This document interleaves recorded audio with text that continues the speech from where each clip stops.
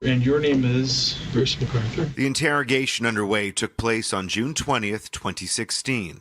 By this point, McArthur had already killed 6 men. And I thought, okay, he likes it rough, so I put my hand to his throat. A serial murderer who'd go on to kill 2 more men, sitting across from 2 Toronto police officers, answering questions about an alleged assault. And what was your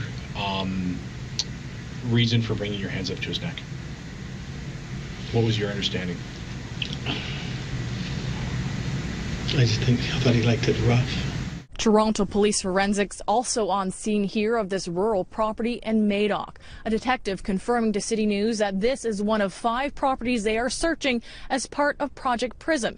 And neighbors now wondering if the man they often saw working in the garden here is the same one accused of murdering 2 men, Bruce McArthur. As for what part this property plays in their investigation, police won't say. When asked what they were looking to find here, one detective simply said, quote, "We don't know what we're going to find." We sort of felt like someone from the community needed to be here to see. I wanted to see the face of this person. I can't speak for the entire community, but I can say that it sort of explains where possibly some of these people could be missing and what happened. Hey, hi, hello. My name is Lydia. Welcome to my channel. If you are interested in true crime, I hope you stick around. A special thank you and hello to my returning subscribers. I am so happy to have you here. Toronto's Gay Village, also known as The Village or Church and Wesley, is a neighborhood in the city of Toronto, Canada that is known for its large LGBTQ community.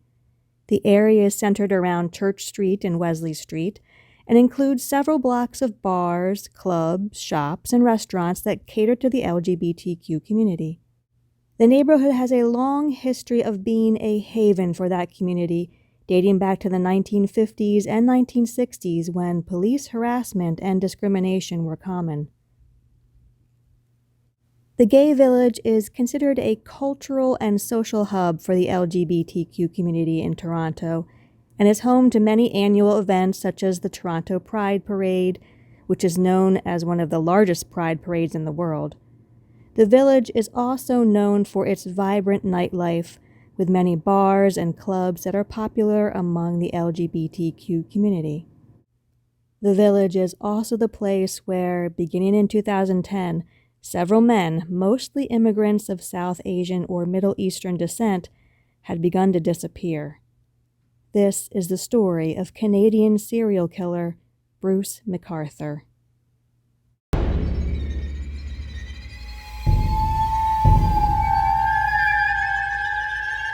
Little is known about Bruce McArthur's upbringing or his early life. He kept his personal life private. But we do know that Bruce was born in 1951 and grew up in North Bay, Ontario, Canada. He attended North Bay Collegiate and Vocational School and later moved to Toronto, where he lived for most of his adult life. He was married at one time and had 2 children, but divorced in the late 1990s. Bruce didn't have many close friends, and he was described by those who did know him as a loner. Bruce's psychological and mental state before and during his crimes have not been extensively reported on, nor whether he had experienced any trauma, or if there were any signs of future criminal behavior during his childhood. Bruce did, however, have a prior conviction for assault, which took place in 2001. He was sentenced to probation for an attack on a man with a metal pipe in Toronto. Bruce was around 50 years old at the time of that conviction. 9 years later, Bruce would be committing much more serious crimes. Bruce worked as a self-employed landscaper in Toronto. He operated his own business, which provided services such as lawn care, gardening, and tree planting. As part of his business, Bruce would often take on seasonal contracts to maintain properties, including residential properties, apartment buildings, and commercial properties. He would also take on larger landscaping projects such as designing and creating gardens, decks, and patios. Some of his clients were regular customers who used his services on a regular basis. He stored his landscaping equipment in a storage locker, which was later searched by the police and where they had found some evidence related to his crimes. And Bruce had a work van and the freedom of his own time, and the freedom of his own disturbing thoughts. Not only did Bruce work as a landscaper, he also had a side job as a mall Santa Claus at a mall located in Scarborough, Toronto during the Christmas season. He worked in this position a few times over the years, and although it seems this job had no relation to his crimes, it was still a creepy fact which would be discovered after his initial arrest. No matter whether Bruce took advantage of this fact, but working as a mall Santa would definitely be a way to gain the trust of parents and children, and it would certainly allow him to be in close proximity to many kids. By 2010, Bruce McArthur was 59 years old. And something creepier than a mall Santa was what was happening to the gay community of the Village in Toronto. Men were disappearing. The first 2 men disappeared in 2010. Skandaraj Navataratam was reported missing in 2010. A 40-year-old from Sri Lanka, he had moved to Canada in the 1990s as a refugee and made a life for himself in Toronto's gay community. Navataratam had a reputation for being jovial and intelligent, and he was working as a teaching assistant. He had struggled with coming out. He was last seen leaving a nightclub. Before he vanished, he had gotten a new puppy, and when he had failed to come home to his dog, his friends reported him missing. Navataratam had dated Bruce McArthur. Bruce McArthur at this point was active in the gay community as well. He used dating apps and social media to connect with men. Being self-employed, he set his own schedule and working hours, and he had plenty of time to devote to his personal life. Unfortunately, that was not a good thing for the community of the Village. The second man to go missing was Abdul Bazir Fiazi. Fiazi was 42 years old and split his life between Brompton, a Toronto suburb, where he lived with his wife and 2 daughters, and the Village, where he secretly socialized. His wife did not know about his activities in the gay community. His family reported him missing when he disappeared in December 2010. No other men were reported as missing until 2012, when Majid Kayhan disappeared. Majid, 58 years old and an Afghan immigrant, was believed to have led a double life, one with his family and the other in Toronto's gay community. He was reported missing by his adult son in October 2012. Bruce McArthur would later say that he had had a sexual relationship with Majid and had given him a job for a short time as a landscape assistant. A former client of Bruce's later told people that she had seen the immigrant man working outdoors and that he seemed out of his element. Majid's disappearance, along with the other 2 men in 2010, sparked an investigation by the Toronto police. They called it Project Houston. The investigation began in 2012, but it yielded no suspects. The police were unable to find any leads or evidence of foul play. 2 years later, in 2014, the investigation was closed without any suspects or arrests. The disappearances of the men were classified as non-criminal. Justice for those 3 missing men would have to wait several years longer. Several months after the Project Houston investigation ended with no results, another man was reported missing. Sarush Mahmoodi, 50 years old, was a refugee from Iran. Married with children, he was reported missing by his wife in August 2015. Detectives were notified that Mahmoodi had gone to bed and was gone the next morning. He had left and was never seen alive again. Karushna Kumar Kanagaratam went missing sometime in 2015 or 2016.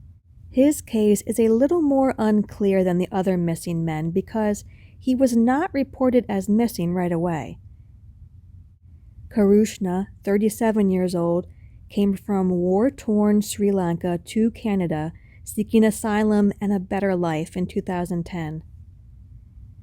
Because he did not have refugee status, he had been living underground. It wasn't immediately apparent when he vanished. People thought he had been in hiding. And unlike the other missing men, he had no clear ties to Toronto's gay village.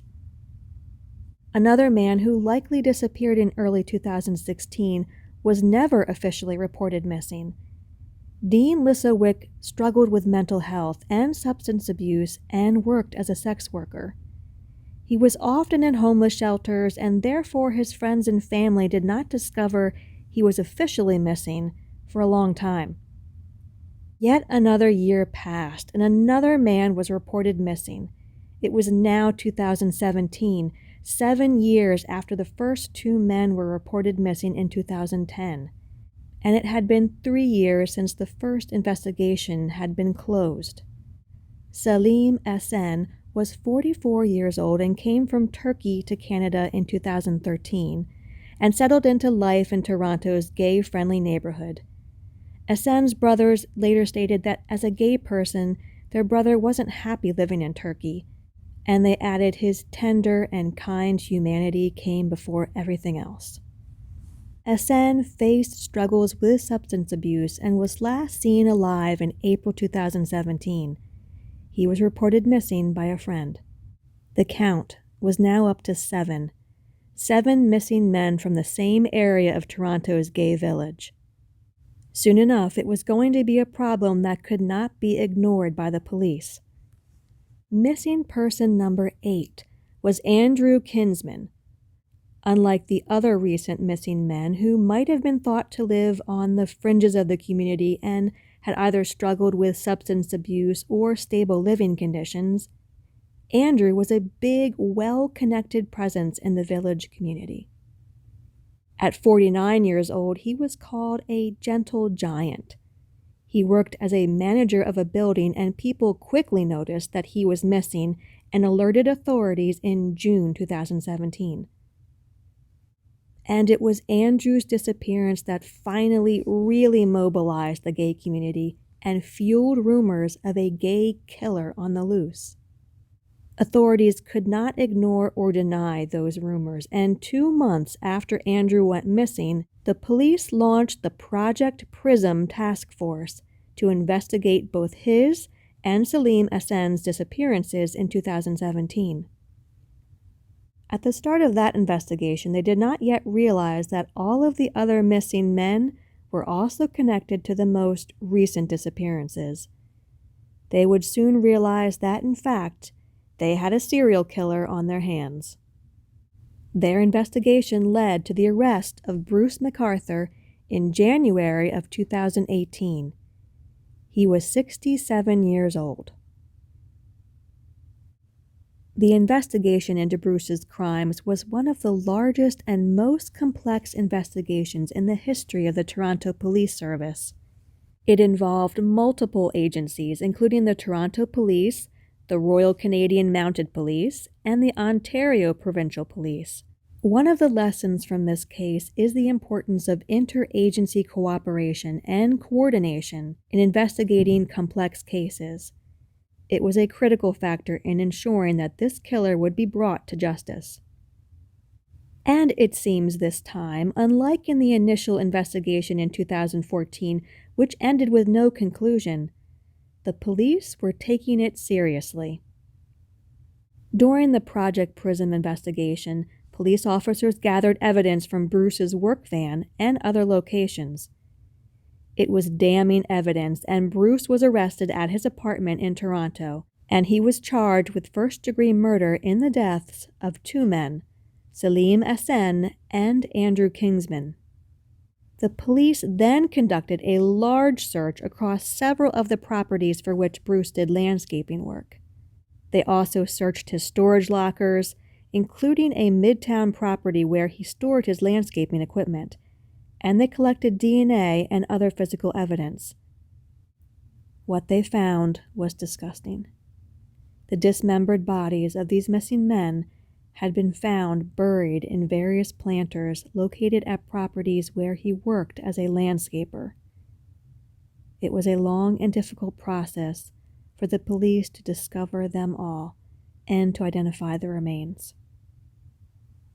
By using forensic techniques to identify the remains of the victims and to build a case, and by using DNA evidence, the police were able to charge Bruce with additional counts of first-degree murder in connection with the deaths of the other 6 missing men. That made a total of 8 victims. Bruce McArthur was the serial killer they had been seeking. What had he done?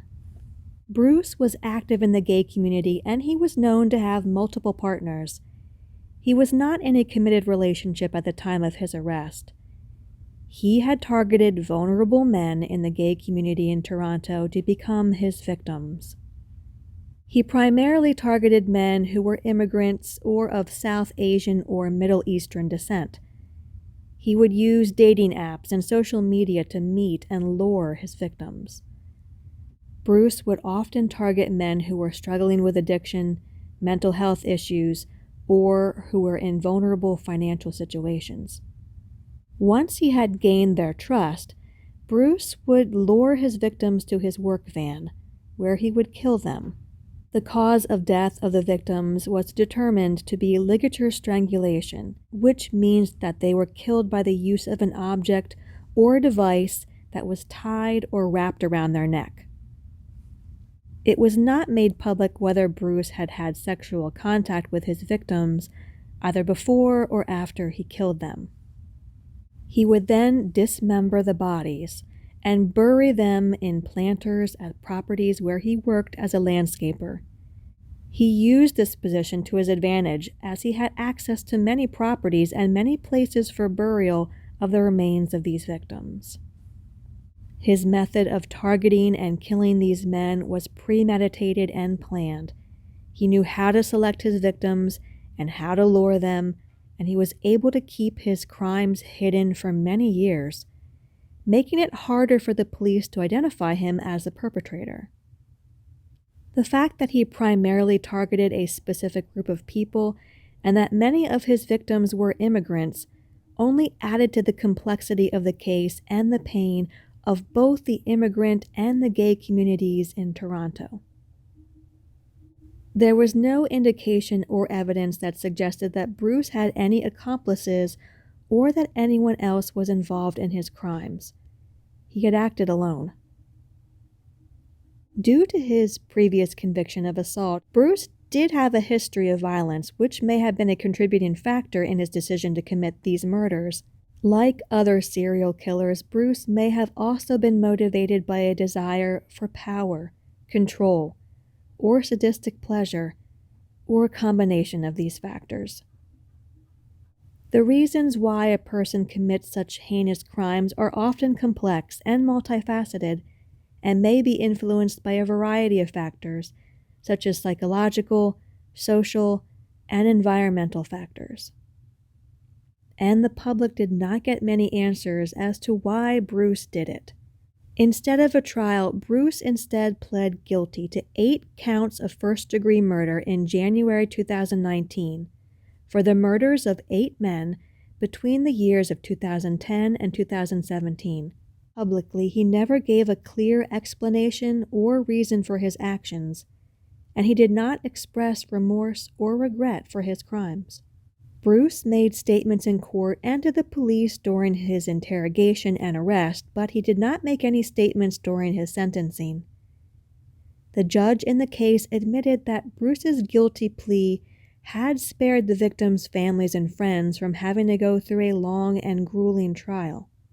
Some of the victims' families and friends have reported that Bruce apologized for his actions in a letter to the court, but that letter was not read in open court and its contents have not been made public. However, the families of the victims did have something to say publicly. Making their statements to the media during the court proceedings and at sentencing time, the families of the victims expressed their grief and pain at the loss of their loved ones. They expressed frustration at the fact that Bruce had pled guilty, which they saw as a way for him to avoid a trial and to avoid having to face the families of his victims. Even so, the families of the victims expressed their relief that Bruce had finally been brought to justice and that he would spend the rest of his life in prison. In 2019, Bruce McArthur was sentenced to life in prison with no possibility of parole for 25 years. At the time of his sentencing, Bruce was 68 years old. After 25 years, in 2044, Bruce will be 93 years old to be considered for parole. Bruce is not getting out of prison. After the case was wrapped up, the family still had lingering questions for the police. They were angry and frustrated at the way the case was handled, especially during the earlier failed investigation called Project Houston. If someone had been able to connect the dots back then and Bruce had been captured, it would have prevented the deaths of 5 more people. Family and friends criticized the police for not taking the disappearances of the missing men seriously and not doing enough to investigate their disappearances, which they believed led to the delay in identifying Bruce as the perpetrator. Their criticism led to several important lessons for law enforcement. The case highlighted the importance of community engagement and trust building between the police and the LGBTQ community. At the time in Toronto, the LGBTQ community had a long history of mistrust and fear of the police, and the case of Bruce McArthur reinforced the need for law enforcement to build trust and establish a positive relationship with the gay community who lived in the village and beyond. And not only did this case highlight the need for better cooperation between law enforcement and the LGBTQ communities, but it highlighted the need for the same cooperation with the marginalized communities of Toronto and beyond. Bruce mainly targeted men who were immigrants of South Asian or Middle Eastern descent, and the devotion of more resources and training for police officers to better understand those marginalized communities may have been helpful in preventing his crimes or at least stopping him sooner.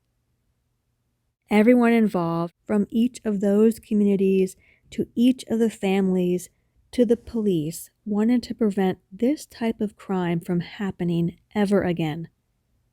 Bruce McArthur flew under the radar, away from the scrutiny of law enforcement for years. It's not clear if he had any close associates or friends within his landscaping business. It's also not known if he had any friends or associates who were aware of his disturbing crimes. It's worth noting that some serial killers are able to lead seemingly normal lives and maintain relationships, while at the same time concealing dark and evil deeds from those closest to them. And that was the case with Bruce McArthur. Thank you for your time in watching this video.